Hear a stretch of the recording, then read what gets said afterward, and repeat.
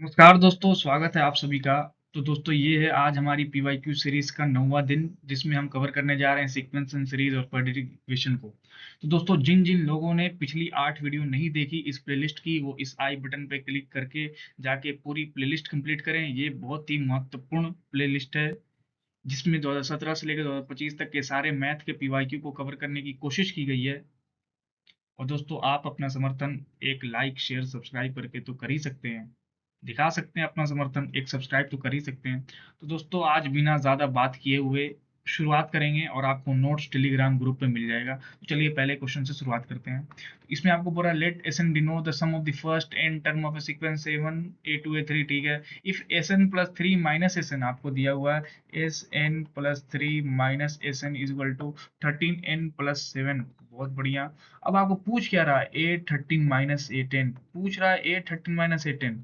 अगर S13 - S10 पूछता तब तो हम यहाँ N10 पुट करके निकाल लेते हैं, लेकिन पूछ रहा है A13 - A10, तो किसी भी तरीके से इस A को इस के टर्म में लाना ही पड़ेगा। और इसको लाने का सिर्फ एक ही मेथड है, वो क्या है, हम जानते हैं AN क्या होता है, AN is equal to SN - SN - 1 होता है। अब हम क्या करेंगे, A13 - A10 को लिख सकते हैं हम लोग A13 - A12 माइनस A10 को लिख सकते हैं A10 - A9, लिख सकते हैं ना, एग्जैक्टली exactly। तो अब आप एक काम कीजिए, इस मैंने क्या गलती कर दी दोस्तों, S13 लिखना था ना यहाँ पे, S13।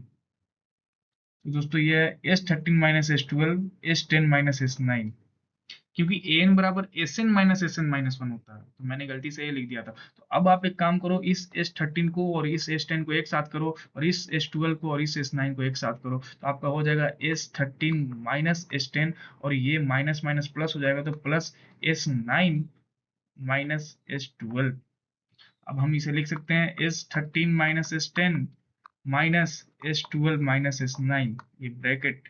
अब आप बारी बारी से एक बार n को 10 ले लो, एक बार अगर हम n को 10 लेते हैं तो आपका क्या आ जाएगा, S13 - S10 is equal to 13 × 10 130 + 7 137। अब आप एक बार n को आप क्या ले लो, 9 ले लो, तो आपका आ जाएगा S12 - S9 is equal to 13 × 9 कितना हो जाएगा, 9 तिया 27 की 7 हासिल 2, 9 एकम 9 2 11, तो 117 + 7 इज इक्वल टू 124। दोस्तों मैं थोड़ा हिंदी पहाड़ी वाला हूँ, तो आप उसे इग्नोर कर सकते हैं, या फिर पहाड़ा ही तो है, उसमें क्या इतना देखना है। तो ये हो जाएगा दोस्तों 137 माइनस 124, तो आपकी वैल्यू आ गई 13। ऑप्शन ए करेक्ट हो जाएगा। चलते हैं अगले क्वेश्चन की तरफ। तो दोस्तों ये है अपना अगला क्वेश्चन। ये क्वेश्चन मेरी शिफ्ट में आया था 2024 में। ये देखिए कितना बेहद कितना आसान सवाल है, इसलिए मैं बोलता हूँ कि आईआईटी के जो मैथ का पेपर होता है वो जेई मेन से भी आसान होता है। देखिए इसमें आपको पूरा लेट A1 A2 A3 व sequence of real number let S N equal to, ठीक है, एस एन यानी वो सम है टर्म का। तो 2 SN इक्वल टू, आपको इक्वेशन दिया 2 SN equal to n into C plus N for some real number c and for all n equal to इतना, ठीक है। तो हम Sn को लिख सकते हैं Sn equal to n/2 into C plus an। अब आप बताओ, आपने नहीं पढ़ा क्या, Sn equal to n/2 into a plus an। ये फॉर्मूला कब वैलिड होता है, जब an क्या होता है, A1 A2 A3 AP में हो तब। डायरेक्ट भाई ये बन सकता है, जब A1 A2 A3 is in AP, तो ये फॉर्मूला लगता है। ये सिर्फ एक छोटे से फॉर्मूला पे मैंने तो बस देखते ही 1 मिनट के अंदर टिक मार दिया था, A1 A2 A3 इन AP। चलते हैं अगले क्वेश्चन की तरफ। वैसे तो दोस्तों इस क्वेश्चन को आप डायरेक्ट फॉर्मूला की मदद से कर सकते हो, लेकिन चलो मैं बेसिक से बताता हूँ। इसमें बोल रहा है lab report that the global average temperature in the year 2020 was 14.9 degree Celsius. 2020 में आपका ग्लोबल एवरेज टेम्परेचर था 14.9 degree Celsius, and predict that the global average temperature will increase at the rate of 1% per year. हर साल 1% से बढ़ेगा। तो चलो 2021 में देखते हैं, 2021 में 1% से बढ़ा तो कितना हो जाएगा, तो 14.9 प्लस 14.9 इंटू 1/100, क्योंकि ये हुआ बड़ा, ये बड़ा 1% से, और बढ़ के इसमें ऐड होगा ना। तो अब आप इसको लिख सकते हो 14.9 कॉमन ले लो, 1 प्लस 0.01, ये हो जाएगा 14.9 इंटू 0.01। अब 2022 में क्या हो जाएगा, 2022 में हो जाएगा फिर 1% से बढ़ेगा, तो फिर 1% से जब अब इसमें बढ़ेगा, क्योंकि 2021 में बढ़ के ये हो गया, अब ये अगले साल फिर 1% बढ़ेगा, तो क्या हो जाएगा 14.9 इंटू 0.01 प्लस 14.9 इंटू 0.01 इंटू 1% बढ़ा तो 1/100। तो आप इसमें कॉमन ले लो 14.9 इंटू 0.01, और ये हो जाएगा 1 प्लस 0.01, तो हो जाएगा आपका 14.9 इंटू 0.01 का होल स्क्वायर।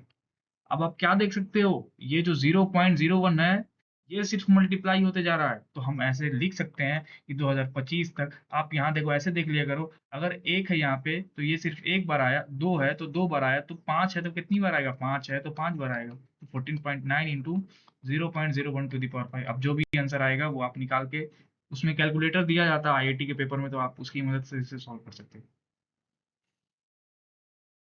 दोस्तों ये भी एक आसान सवाल है, इसमें आपको बोल रहा the sum of N consecutive term of an arithmetic progression consisting of integer is 161।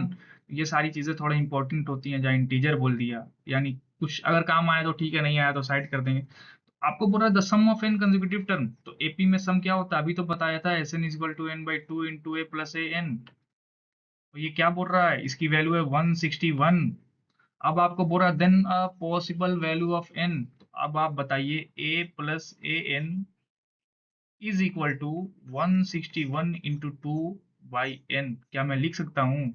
अब मैं आपको बहुत तगड़ी चीज बताने जा रहा हूँ, वो क्या है कि इसने बोला अरिथमेटिक प्रोग्रेशन जो है वो सिर्फ कंसिस्टिंग ऑफ इंटीजर है, यानी ए भी इंटीजर है, ए एन भी इंटीजर है, तो इंटीजर प्लस इंटीजर इंटीजर ही आना चाहिए, यानी ये वाली वैल्यू भी इंटीजर आना चाहिए, ये वाली वैल्यू भी इंटीजर आना चाहिए। इसका मतलब n क्या होना चाहिए, अब आप मिला लो n क्या होना चाहिए, n 5 चलेगा, n 5 चलेगा जी, नहीं चलेगा, 7 चलेगा, अगर आप 7 लेते हो तो 161 2/7, जी हाँ चलेगा, ये इससे कट जाएगा, 7 2 सा 14, 2 7 3 सा, तो ये हो जाएगा इंटीजर। अब आ गया इंटीजर, लेकिन बाकी वैल्यू के लिए 6 के लिए इंटीजर नहीं आएगा, 8 के लिए नहीं आएगा, 5 के लिए नहीं आएगा, 7 के लिए इंटीजर आ जाएगा। तो दोस्तों ये था, इसमें बहुत आसानी सवाल था, 1 मिनट के अंदर बनने वाला था।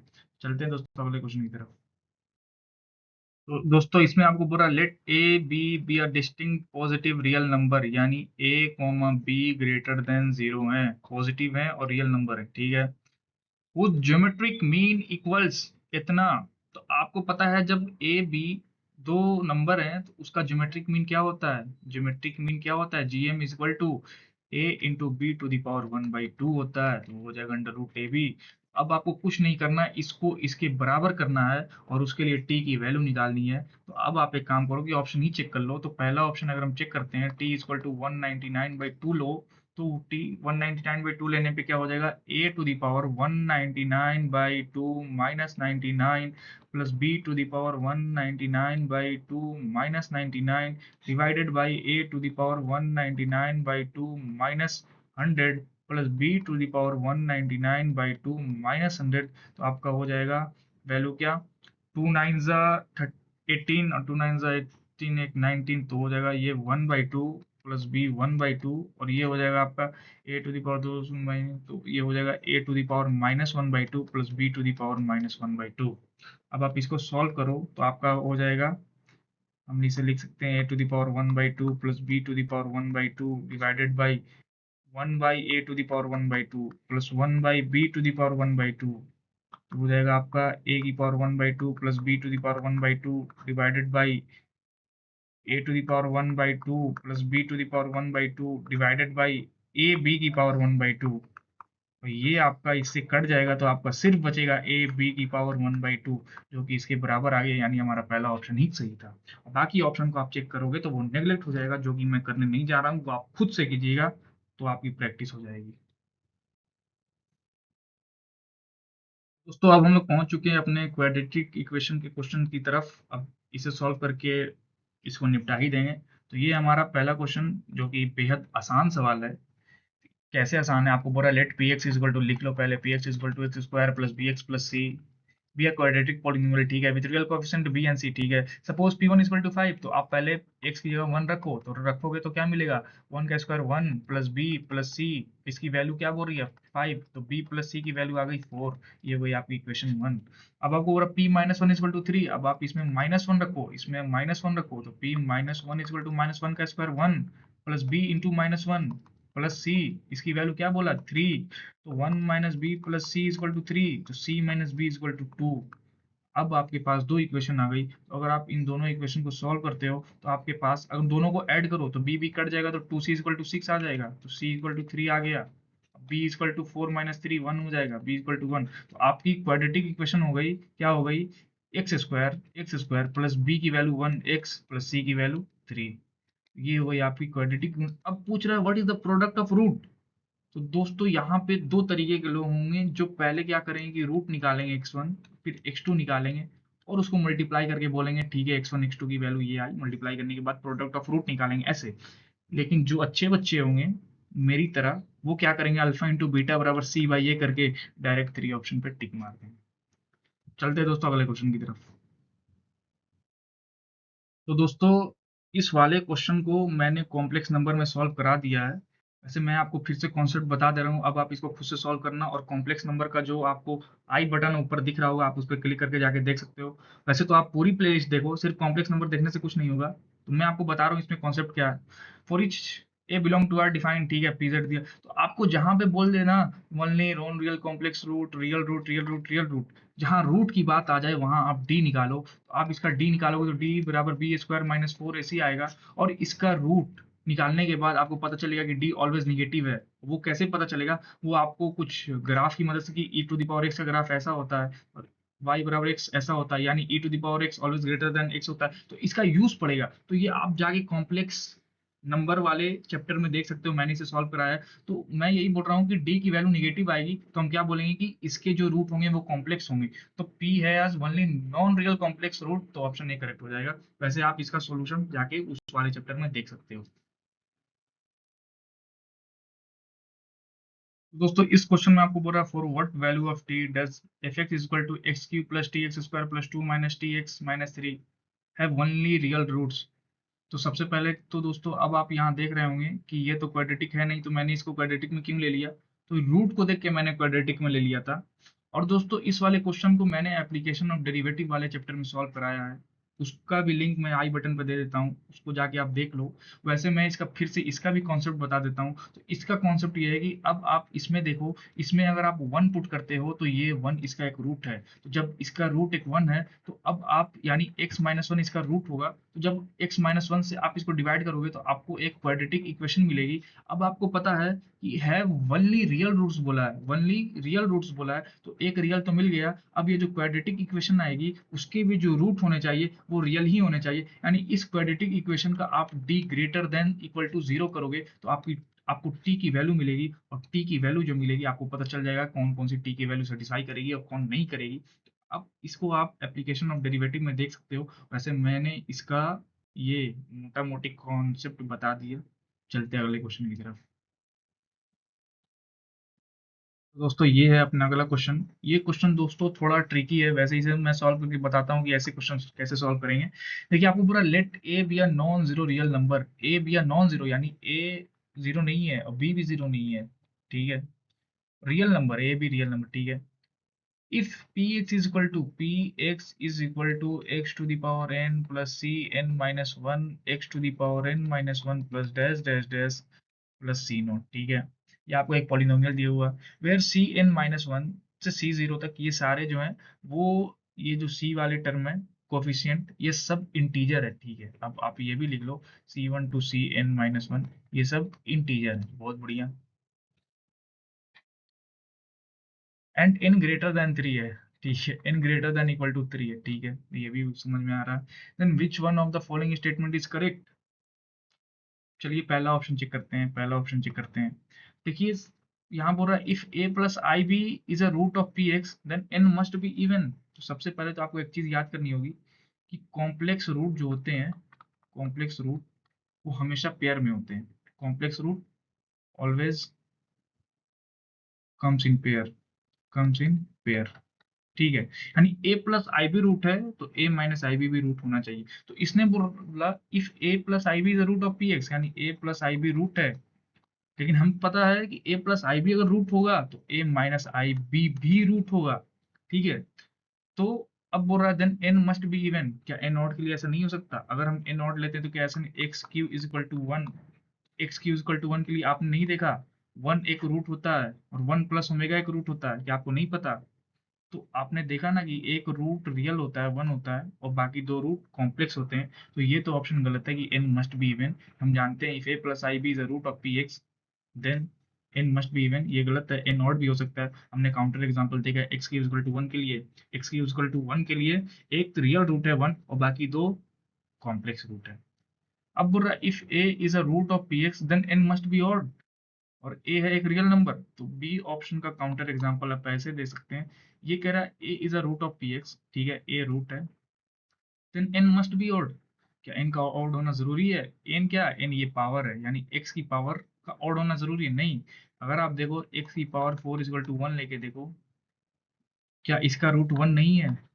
वन तो इसका रूट है ना, रियल भी है, तो हम ये a इक्वल टू वन, यानी a रूट है, a is a root of P x then n must be odd. लेकिन हमने तो इवन लेके भी दिखा दिया कि n इवन लेने पर भी एक रूट रियल है, तो ये भी ऑप्शन गलत है दोस्तों। और ठीक उसी तरीके से अगर आप डी चेक करते हो, वैसे तो मैं सी भी बता देता हूँ अगले स्लाइड पे, लेकिन अगर आप डी चेक करते हो तो मैं आपको बता रहा हूँ डी क्यों सही है। डी इसलिए सही है कि a is a root of P x then a must be an integer. क्यों? कि अगर मान लिया आपको कोई भी पॉलिनोमियल दिया है तो उसके रूट को आप इस तरीके से लिख सकते हो x minus a, x minus b dash dash dash. अगर ये इंटीजर नहीं हुआ, अगर ये 1/5 हो गया, तो ये क्या कर देगा, ये आपके कोफिशिएंट को 5x to the power n बना देगा। लेकिन हमारा x to the power n के आगे कोफिशिएंट क्या है, 1। x to the power n का कोफिशिएंट 1 है, तो इसका मतलब ये जो है ये इंटीजर होना जरूरी है। अगर इंटीजर ना हुआ तो ये x to the power n के कोफिशिएंट को 1 के अलावा कुछ और बना देगा। तो दोस्तों हमारा ऑप्शन डी सही हो जाएगा। और सी क्यों सही नहीं होगा मैं अगले स्लाइड पे बताता हूँ इसको भी। दोस्तों हमारे क्वेश्चन में ऑप्शन सी ये बोल रहा था, ऑप्शन सी बोल रहा था अगर a plus I B root है तो a प्लस आई बी का होल स्क्वायर रूट नहीं हो सकता। किसका? इसका x to the power n plus c N minus one x to the power n minus one dash dash dash c naught तक। उसने बोला अगर a plus I B root है तो a प्लस आई बी का whole square root नहीं हो सकता। चलिए हम लोग फाइंड करके देखते हैं कि आखिर a प्लस आई बी का होल स्क्वायर आ क्या रहा है।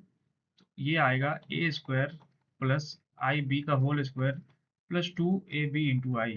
ठीक है, a square minus b square plus two a b i, ये आपकी हो गई रियल टर्म, ये हो गई आपकी कॉम्प्लेक्स टर्म।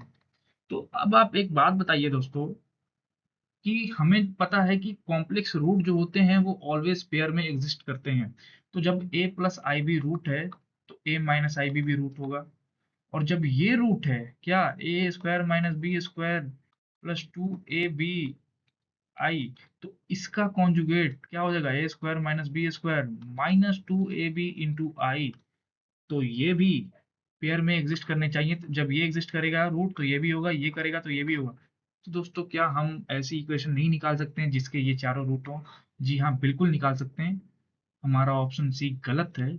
ए प्लस आई बी अगर रूट है तो a प्लस आई बी का होल स्क्वायर भी रूट हो सकता है।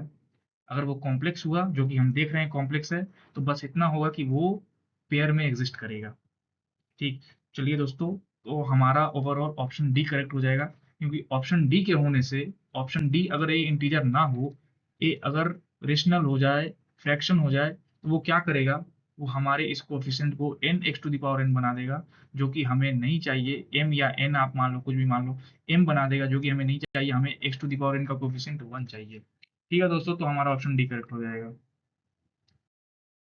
तो ये अपना अगला सवाल, ये भी क्वेश्चन एक इजी क्वेश्चन है। इसमें बोल रहा है if f x is equal to x square, f x is equal to a x square plus B x plus c. अब बोल रहा है एफ वन बाई एन ये है, तो आप एक काम करो, एक्स की जगह वन बाई एन रखो। एफ वन बाई एन रखा तो a by n square plus b by n plus C.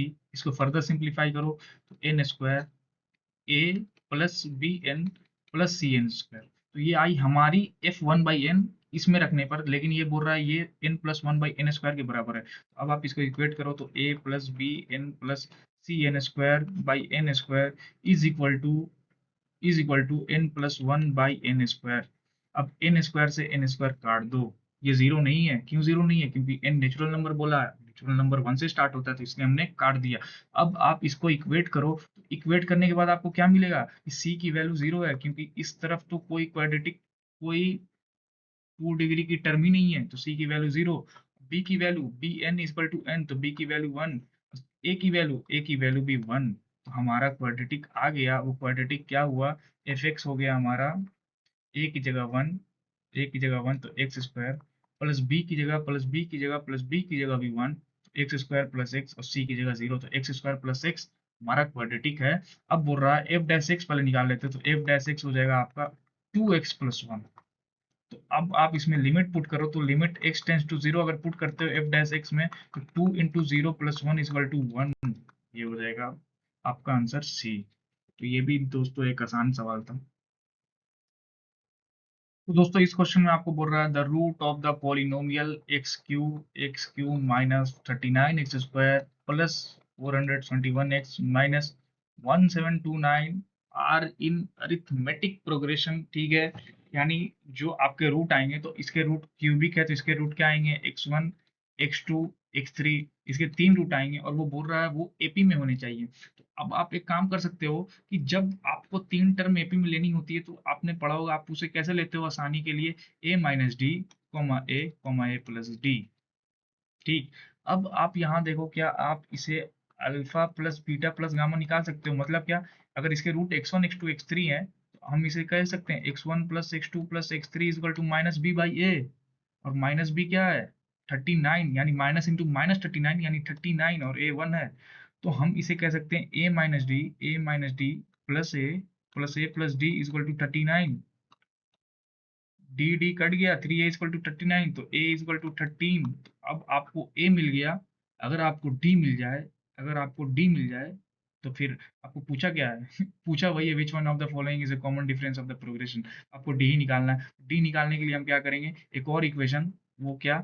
Alpha into beta into gamma cubic के लिए क्या होता है? Minus d by a. तो alpha into beta into gamma, तो a minus d into A plus d is equal to minus d क्या है? 1729, minus minus plus हो जाएगा बाई ए। तो a² माइनस डी² into a is equal to 1729। A की जगह आप 13 रख दो, तो 169 माइनस डी² इंटू 13 इज इक्वल टू 1729। ये कैसे, कितने बार में कटेगा? तो इसको मैं यहाँ कहाँ पे, यहीं पे लिख देता हूँ। ठीक है, 13 1 13, 4, 13 3 39, 3, 13 3 39, आपका आया 169 माइनस डी² इक्वल टू 133। डी² आया 169 माइनस 133, तो आ गया 9 में 3 गया 6, 6 में 3 गया 3, तो डी² 36 आया, डी² 36 आया, तो डी की वैल्यू आपकी आ जाएगी 6। अब आपका ऑप्शन कौन सा करेक्ट हो जाएगा? ऑप्शन ए करेक्ट हो जाएगा। ठीक है दोस्तों, तो चलते हैं अगले क्वेश्चन की तरफ। तो दोस्तों इसी तरीके से हमने डे 9 कंप्लीट कर लिया, जिसमें आज का हमारा टॉपिक था sequence series plus quadratic equation. और मैं आपको क्या बोलना चाहता हूँ, हमेशा बोलता हूँ, आज भी शुक्रिया बोलूंगा, क्योंकि आपके समर्थन ने मुझे शुक्रिया बोलने पे मजबूर कर दिया। आप मुझे यकीन है कि आप इस सीरीज को भली भांति फॉलो कर रहे होंगे। और आपको इसका नोट्स कहाँ मिलेगा? टेलीग्राम ग्रुप पे, और टेलीग्राम ग्रुप का लिंक डिस्क्रिप्शन में मिल जाएगा। तो आप टेलीग्राम ग्रुप ज्वाइन कर लो और बढ़िया से पढ़ाई करो। मेरी दुआ आपके साथ है। मैं हमेशा दुआ करता हूँ कि जो जो लोग मेरी वीडियो देखते हैं वो कामयाब हो, जो ना भी देखता हो, यानी जो शिद्दत के साथ मेहनत कर रहा है वो कामयाब हो। और मेरे ख्याल से जो शिद्दत के साथ मेहनत करते हैं वो आज नहीं तो कल कामयाब हो ही जाते हैं। मान लिया किसी मोड़ पे कामयाबी उनसे छिन जाती है, मान लिया आज तुम आईआईटी में कामयाब नहीं हुए, लेकिन एक वक्त आएगा, लेकिन आगे चल के एक जगह आएगी जहाँ पे आप सोचोगे हाँ, मैं वहाँ कामयाब ना हुआ तो सही हुआ, यहाँ तो हो गया। मेरे लिए ये वाली कामयाबी ज्यादा इंपॉर्टेंट थी उस वाली कामयाबी से। अल्लाह या रब या आपके भगवान का शुक्र है कि मुझे ऊपर वाले ने कामयाब किया। तो चलिए दोस्तों, मिलते हैं तब अगली वीडियो में। तब तक के लिए धन्यवाद, दुआ में याद रखिएगा। धन्यवाद।